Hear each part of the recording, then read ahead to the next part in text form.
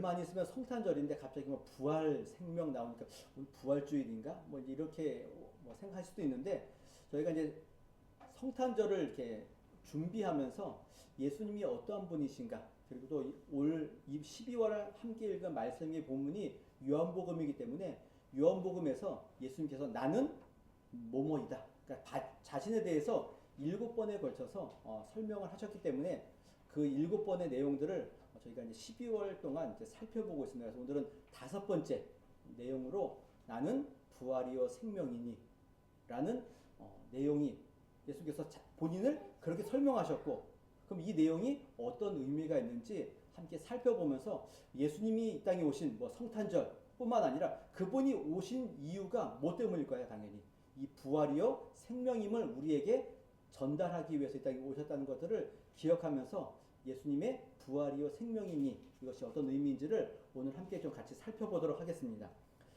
근데 예수님께서 지금 오늘 본문에 보면은 나는 부활이요 생명이니 라고 말씀하셨는데 이 내용이 그냥 갑자기 아무 생뚱맞게 그냥 길 걸어가시다가 나는 부활이고 생명이다 이렇게 말씀하신 것이 아닌 겁니다.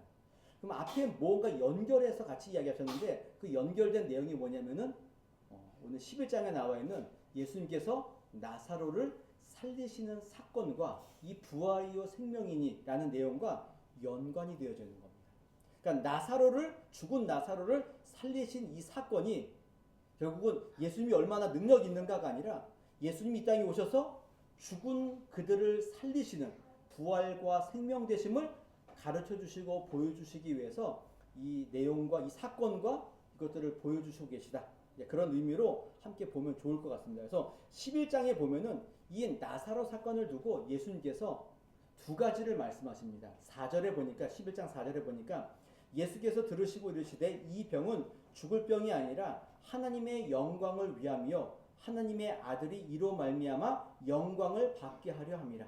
지금 이 나사로 사건은 뭐와 연관됐다고요? 하나님의 영광됨. 하나님의 영광을 나타내기 위한 사건이다. 첫 번째 내용을 말씀하셨고요. 두 번째는 11장 15절에 보니까 내가 거기 있지 아니한 것을 너희를 위하여 기뻐하노니 이는 너희로 믿게 하려 함이라. 그러나 그에게로 가자 하시니. 두 번째는 뭘까요? 믿음을 위해서. 믿게 하기 위해서. 뭘 믿게 하기 위함일까요? 예수님이 부활이고 생명임을 믿게 하기 위해서. 그러니까 두 가지죠. 하나님의 영광과 믿음의 강화를 위해서 오늘 나사로 사건이 이제 있다. 그리고 부활과 생명은 이 두 가지 의미를 담고 있다라고 보시면 됩니다. 그래서 첫 번째 내용으로 그럼 도대체 어떤 믿음을 말하고 있는가? 이제 무슨 믿음이 부족하는가? 이것들을 좀 함께 먼저 살펴보고 그다음에 하나님의 영광에 대한 두 가지 부분을 좀 보겠습니다. 오늘 읽진 않았지만 17절에 보면은 예수님께서 와보니 나사로가 무덤에 있은지 이미 며칠이라고요? 나흘입니다. 굉장히 오랜 시간 지났죠. 여기는 담긴 의미가 있습니다. 나흘이라는 의미는 보통 이스라엘 장례법에 의하면은 그 나라 자체가 약간 덥고 뭐 이런 나라기 때문에 우리나라는 3일장을 하는데 거기는 보통 뭐 하루 만에 이제 장을 한다 그래요. 그러면 4일이나 지났으면은 굉장히 오래됐죠. 이의 이야기는 나랬다는 얘기는 다시 살아날 수 있는 가능성이 없는 겁니다. 뭐 가끔 뭐 우스개 이야기로 어떤 그 남편이 일찍 돌아가셔가지고 관에 있는데 관을 들고 발인하다가 기둥에 탁 부딪혔더니 어떻게 됐나요? 남편이 살아난 겁니다. 그 충격에. 그래서 다시 또 살다가 다음에 또 돌아가셔가지고 관을 들고 나가는데 그 아내분이 뭐라 그랬을까요? 조심하라고.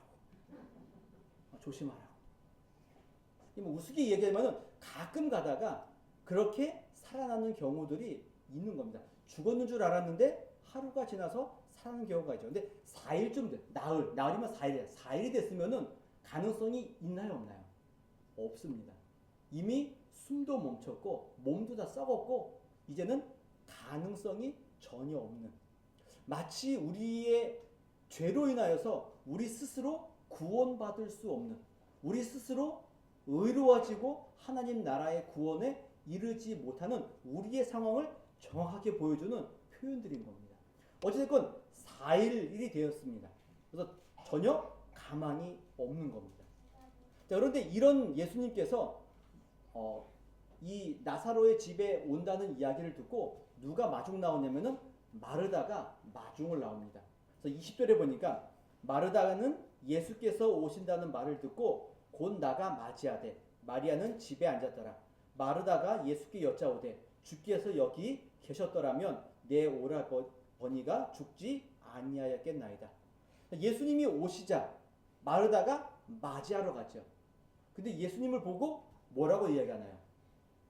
좀 빨리 오셨으면 좋았을 텐데. 빨리 오셔서 예수님 여기 계셨으면은 우리 오빠가 죽지 않았을 것인데, 굉장히 아쉬워하고 약간 원망이 섞인 듯한 그런 느낌으로 예수님께 이야기를 하고 있는 겁니다. 근데 우리가 복음서를 보시게 되면은 예수님께서 그 자리에 있으면은 병을 고치고 없으면 병을 못 고치시나요?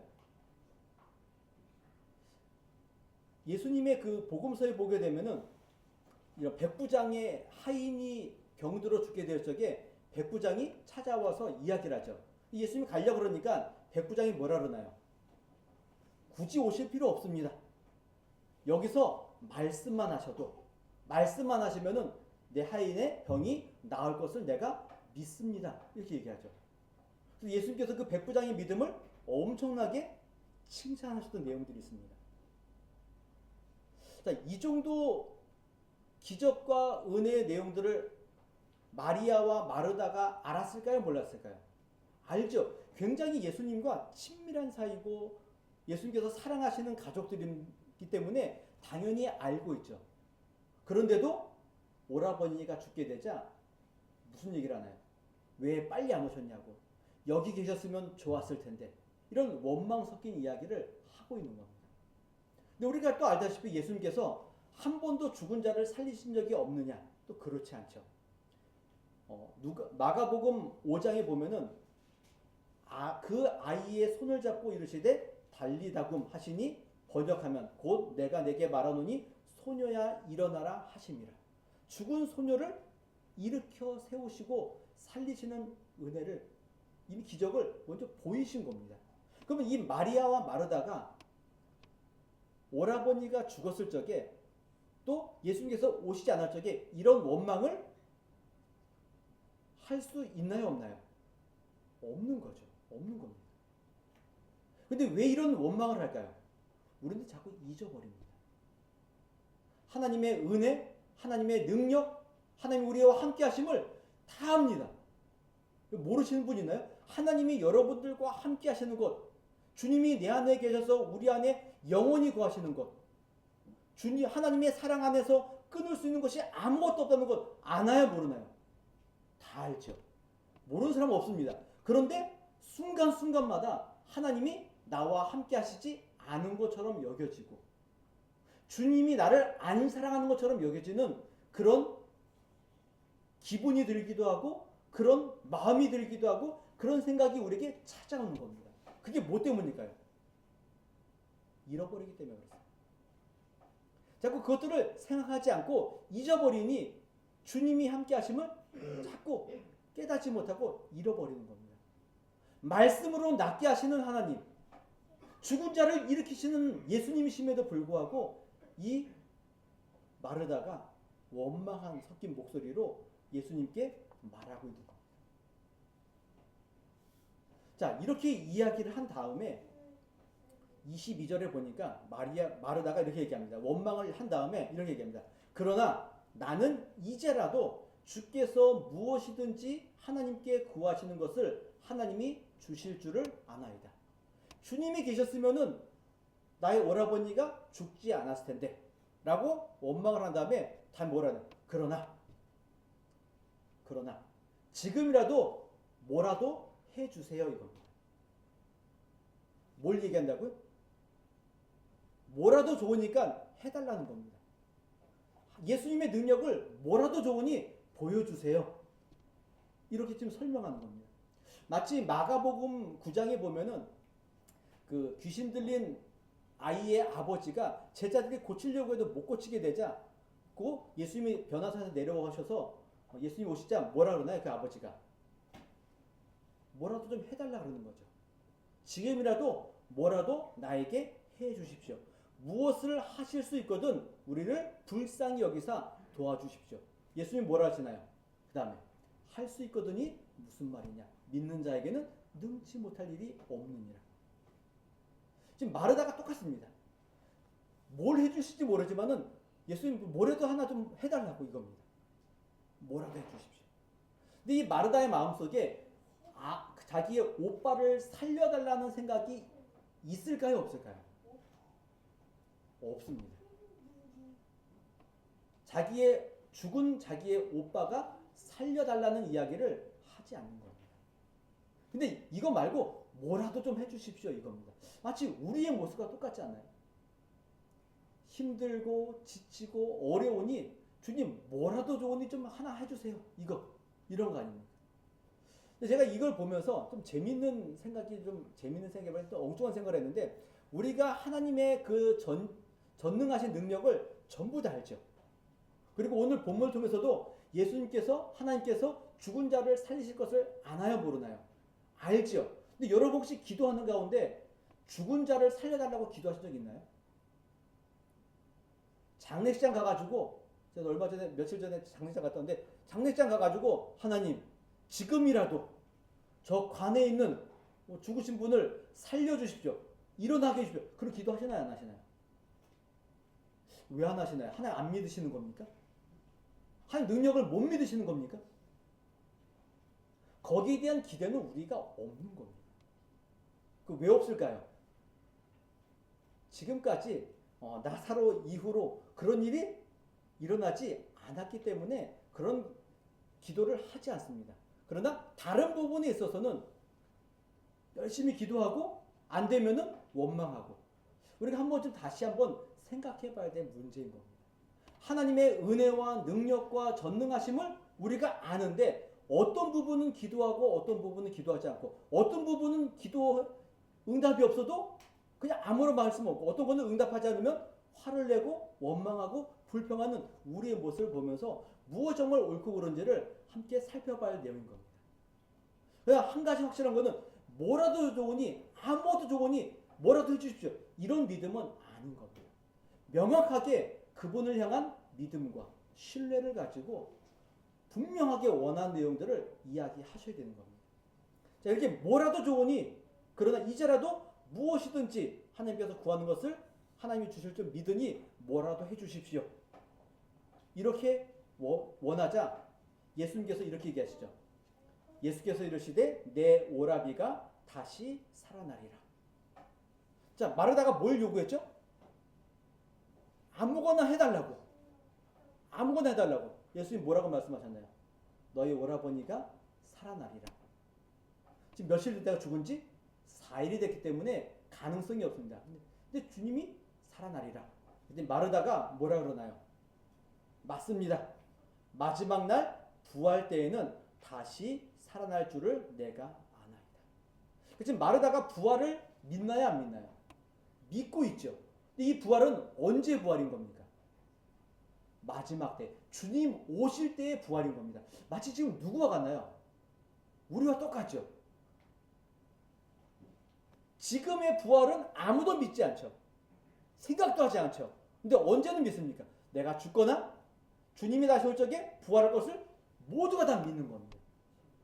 그러니까 마르다의 믿음이 잘못된 것은 분명히 아닙니다. 그러나 문제는 어디에 있습니까? 이 부활을 뭘로 생각한 거죠? 죽었다가 마지막 때에 다시 최종적인 부활에만 초점이 맞춰져 있는 겁니다. 그러나 예수님께서는 그때의 부활이 아니라 언제 부활인 겁니까? 지금입니다. 지금인 겁니다. 우리가 믿는 부활은 지금인 겁니다. 지금입니다. 이것이 우리가 지금 마르다와 예수님과의 대화와 이 관계를 보면서 마르다가 가지고 있는 약간 부족하고 연약한 믿음을 다시 세워가시는 예수님과의 대화인 겁니다. 우리가 예수님을 어떤 방식으로 믿고 있고 우리가 그분을 얼마나 신뢰하지 않고 있는지를 여실히 보여주는 장면인 거죠. 그래서 우리로 하여금 믿음과 신앙을 다시 한번 굳건히 세우는 사건이 오늘 이 11장의 내용인 겁니다. 오늘 저와 여러분들도 부활이요 생명이신 예수님을 온전히 믿으시고 그분의 부활이 생명이 먼 훗날이 아니라 지금 오늘 이 시간 현재 우리에게 임하고 있다는 그 사실들을 인식하셔야 되는 겁니다. 여러분 이제 문제 이거죠. 그럼 지금 우리가 어떻게 부활합니까? 지금 어떻게 우리가 생명으로 다시 살아납니까? 이 문제가 남아있는 겁니다. 자, 여기에 대해서 하나님의 영광과 관계된 문제를 이제 설명할 텐데 이렇게 믿지 못하는 마르다를 향하여서 예수께서 얘기하죠. 예수께서 이르시되 나는 부활이요 생명이니 나를 믿는 자는 죽어도 살겠고 무릇 살아서 나를 믿는 자는 영원히 죽지 아니하리니 이것을 내가 믿느냐. 자, 믿는 자는 죽어도 뭐 한다고요? 산다. 살아서 믿는 자는 영원히 죽지 않는다. 그러니까 사망이 부활이요 생명이신 예수님을 믿는 자들은 사망이 있다는 겁니까? 없다는 겁니까? 없다는 겁니다. 없다는 겁니다. 이 부활이요 생명이고 사망이 없음을 보여주시기 위해서 예수님께서 누구를 살리시나요? 나사로를 살리시는 겁니다. 나사로를 어떻게 살리셨나요? 11장에 보니까 무덤 앞에 가서 무덤 문을 옮기라 그러고 예수님이 뭐라고 선포하시나요? 나사로야 나와라. 지금 어떻게 얘기하신 건가요? 지금 명령하셨죠. 나사로를 향하여서 나사로야 나와라 라고 명령하시는 겁니다. 이 이야기는 뭐와 또 연관되어 있냐면은 구약성경 에스겔에 보면은 그 마른 뼈 환상 아시죠? 여기 보면은 이렇게 얘기하죠. 내게 이르시되 너는 이 모든 뼈들에게 대언하여 이르기를 너희 마른 뼈들아 여호와의 말씀을 들을지어다. 주 여호와께서 이 뼈들에게 이같이 말씀하시기를 내가 생기를 너희에게 들어가게 하리니 너희가 살아나리라. 지금 구약에 나와 있는 에스겔의 그 마른 뼈와 지금 나사로와 비교해 보면은 누가 좀 더 소망이 있나요? 살아날 소망은? 아니, 둘 다 없죠. 둘 다 없는데 그래도 느낌 보면 누가 좀 더 소망이 있나요? 나사로 쪽이 좀 더 낫죠. 왜냐면 지금 여기는 뼈가 어떻게 됐다고? 말랐죠. 여기는 그래도 사람의 형체가 있죠. 그러나 둘 다 살아납니까? 안 살아납니까? 살아나죠. 근데 앞에 있었던 마른 뼈 현상에도 뼈들에게 이같이 말씀하시기를 내가 생기를 너희에게 들어가게 하리니. 죽은 나사로에게도 나사로야 나와라. 예수님이 뭘 말씀하셨나요? 지금 어떻게 하셨죠? 말씀을 하셨죠. 그 말씀을 하셨고 하나님께서 말씀하셨으면은 그 마른 뼈와 나사로가 그 말을 어떻게 되나요? 들어야 되죠. 죽은 자와 마른 뼈가 들을 수 있나요? 없나요? 없죠. 그러면 예수님께서 나사로야 나와라 그랬으면은 나사로가 그 말을 듣고 나온 거잖아요. 들으면서 살아난 건가요? 아니죠. 생명이 있기 때문에 들은 겁니다. 이게 하나님의 영광인 겁니다. 하나님의 능력이 바로 여기에 있는 겁니다. 이 말은 뭐와 연관되어 있냐면요. 창세기 1장에 나와 있는 하나님께서 이 세상 모든 만물을 만드실 적에 이야기했던 선포의 말씀과 똑같습니다. 첫째 날 하나님이 뭐라고 말씀하시나요? 빛이 있어라 말씀하셨죠. 그럼 빛이 들은 겁니까? 빛에게 귀가 있나요? 없죠. 없습니다. 그럼 이 얘기는 뭔가요? 하나님의 말씀의 능력에는 없는 것을 존재케 하시는 능력이 있는 것이고 죽은 자를 살리시는 능력이 있는 겁니다. 죽은 나사로의 사건, 부활이요 생명이라고 말씀하시는 이 내용에는 이 하나님의 창조의 능력이 있는 겁니다. 오늘 저와 여러분들이 예수 그리스도를 알고 하나님을 알고 이곳에 와서 예배하는 이 모든 일들은 뭐와 연관되는 겁니다? 하나님의 능력과 하나님의 창조와 그분이 우리의 생명을 살려주시는 은혜가 있기 때문에 지금 이 자리에 와 있는 겁니다. 단순히 예수님을 처음 믿을 때만의 문제가 아니라 지금 오늘 여기에 나와 있는 내용도 마찬가지인 겁니다. 우리가 하나님의 은혜와 주님의 생명과 주님이 우리와 함께 하시는 은혜가 없다면 우리는 믿음과 신앙을 온전히 지킬 수 있는 힘이 우리에게 있습니까? 없습니까? 없는 겁니다. 우리가 날마다 호흡하고 있고 주님의 은혜와 생명으로 살아가는 그 모든 일들은 하나님의 은혜와 생명과 우리를 살리시는 내용의 능력이 없으면 우리는 아무것도 할 수 없는 겁니다. 이 사실을 먼저 우리가 기억하셔야 되는 겁니다. 그분의 능력입니다. 빛이 있어라. 나사로야 나와라. 그에게 생명을 주시고 그들에게 호흡하게 하시고 그 모든 말씀에 귀를 기울일 수 있는 귀를 허락하시는 그게 생명이죠. 생명을 주셨기 때문에 이 일들이 가능한 겁니다. 이게 하나님의 영광인 겁니다. 그 능력과 은혜를 우리에게 선포하시는 그 영광이 첫 번째인 겁니다. 두 번째는 예수님께서 이 나사로야 나와라 라는 이야기를 하시기 전에 그 나사로의 죽음 때문에 슬퍼하고 애통해하고 있는 유대인들과 마리아와 마르다를 보면서 예수님이 뭘 하셨냐면은 같이 우십니다. 그래서 요한복음 11장 33절에 보면은 예수께서 그가 우는 것과 또 함께 온 유대인들이 우는 것을 보시고 심령의 비통이 여기시고 불쌍히 여기사. 그리고 35절에 예수께서 눈물을 흘리시더라. 예수님의 마음이 어떻게 됐다고요? 비통게 하시고 불쌍히 여기시고 눈물을 흘리시는 겁니다. 근데 사실 이게 말이 안 되는 이야기인 겁니다. 왜냐하면 예수님께서 지금 나사로를 살리실 건가요? 안 살리실 건가요? 살리실 거죠. 그럼 울 이유가 있습니까? 없습니까? 없죠. 근데 왜 흘리신 건가요? 우리의 형편을 보고 우시는 겁니다.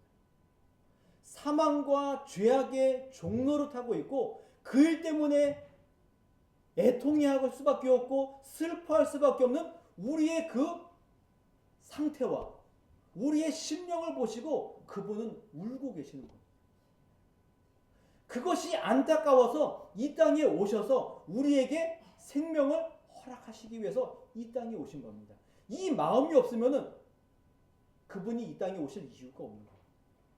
우리는 사망의 종로를 타고 있고 사망에 매여서 날마다 슬피 울 수밖에 없는 그 상황에 처해져 있는 불쌍한 사람들인 겁니다. 근데 그 불쌍한 모습을 우리가 아나요, 모르나요? 아무도 모르는 겁니다. 우리가 해결할 수 있나요? 아무도 못합니다. 그래서 누가 오시는 건가요? 예수님께서 오셔서 친히 그 사망에서 울고 있는 우리들에게 생명과 부활의 능력과 은혜를 주셔서 우리를 살리시는 겁니다. 사망과 죽음에 처해져 있는 우리 가운데 찾아오셔서 우리 가운데 들어오셔서 이 세상에 들어오셔서 우리에게 부활이요 생명이신 예수님을 보내주셔서 우리로 하여금 부활과 생명으로 살게 하시는 겁니다. 이게 예수님께서 지금 오늘 이 11장의 사건을 통해서 우리에게 말씀하고 있는 내용인 겁니다. 그럼 오늘 저와 여러분들도 이제 사망의 종로를 타고 사망에 매어 사는 자들이 아닌 겁니다. 이미 그분의 능력과 생명으로 살아난 자들이기 때문에 우리는 이 땅에서 부활과 생명으로 살아갈 수밖에 없는 사람들인 겁니다. 그러니 우리는 눈물과 슬픔이 아닌 은혜로 살 수밖에 없는 복된 사람들인 겁니다. 우리는 죽음에 매여 있는 자들이 아닌 겁니다. 그래서 죽음 앞에 슬퍼하는 자들이 아닌 겁니다. 왜냐하면 죽음과 사망에서 승리하신 예수님 때문에 그렇습니다. 제가 유튜브를 이렇게 보다가 보니까 어떤 한 노래가 왜 그게 떴는지는 모르겠는데 그 노래가 하나 떴는데 그 악동 뮤지션 아시나요? 악동 뮤지션의 그 이찬혁이라는 그 친구가 어떤 노래를 하나 줬는데 노래 제목이 뭐냐면 장래 희망입니다. 장래 희망. 그러니까 장래가 아니라 장래 자기의 희망이 아니라 그 장례식 할 때 그 장래 희망인 겁니다. 제가 그 가사를 듣고 깜짝 놀랐습니다. 가사가 이게 무슨 CCM이나 이렇게 한 게 아니라 그냥 일반 대중 가요로 낸 건데 가사가 이렇습니다. 집에 가서 한번 들어보셔도 좋을 것 같아요. 가사가 이렇습니다. 종종 상상했던 내 장례식엔 축하와 환호성 또 박수갈채가 있는 파티가 됐으면 했네. 왜냐면 난 천국에 있기 때문에. 그리고 천국에 오자마자 내 몸집에 서너 배 커다란 사자와 친구를 먹었네. 성경의 내용이 그대로 들어가 있죠. 그리고 땅 위의 단어들로는 표현 못해. 사진을 못 보내는 게 아쉽네. 모두 다 여기서 다시 볼 거라는 확신이 있네. 내 마음을 다 전하지 못한 게 아쉽네. 그러니까 천국에서 자기 장례식을 보면서 지금 말하고 있는 겁니다. 하이라이트는 여기입니다. 후렴부에 할렐루야 꿈의 왕국에 입성한 아들을 위해 할렐루야 함께 일어나 춤을 추고 뛰며 찬양해. 저는 너무 충격받았어요. 대중가에서 어떻게 이런 얘기를 할 수 있죠? 근데 그 노래에 댓글에 보니까 뭐 찬양이냐 뭐 믿음이냐 이런 거 막 악플이 달린 게 아니라 그 이찬혁의 그 세계관에 아주 막 그 칭찬하는 댓글들이 엄청 달리는 거예요. 우리가 알다시피 그 친구는 선교사님의 자녀인 걸 다 아시죠.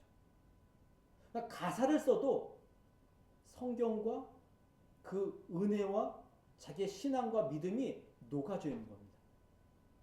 근데 중요한 거는 이 내용이 뭐라고요? 장래 관계입니다. 장래.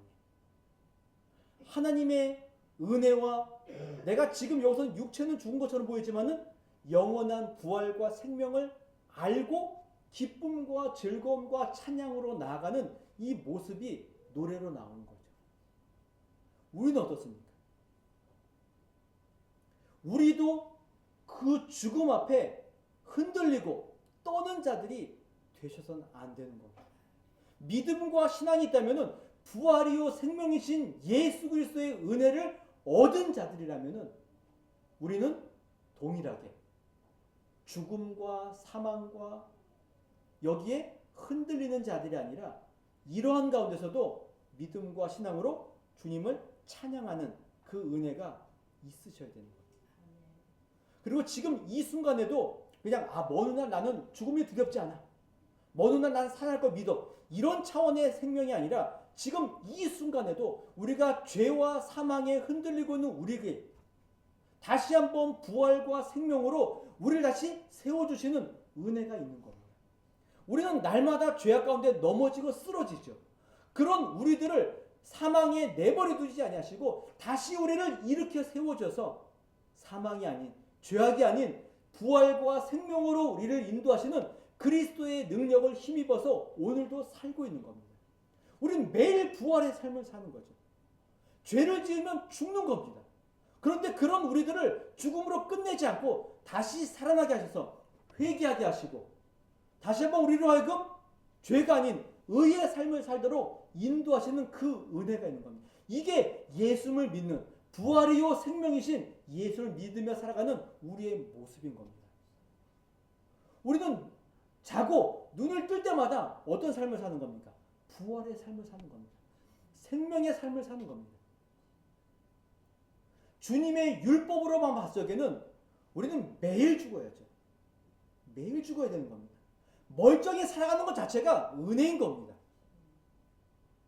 예수님이 뭐라 그러시나요? 너희의 눈이 죄를 지면은 뭐 하라 그러죠? 차라리 눈을 빼라. 왜 그래요? 죄를 짓고 지옥에 들어가는 것보다 눈 하나 없이 하나님 나라가 되는 것이 낫지 않겠냐 이렇게 말씀하시는 거죠. 근데 문제는 눈을 뽑고 뭐 손을 자르고 한다고 해서 우리가 죄를 안 짓나요? 그렇지 않죠. 그렇지 않는 겁니다. 근데 우리가 오늘 하루도 멀쩡히 아무런 뭐 그런 거 없이 살아가는 것 자체가 뭡니까? 이게 은혜죠. 호흡하는 것 자체가 은혜인 겁니다.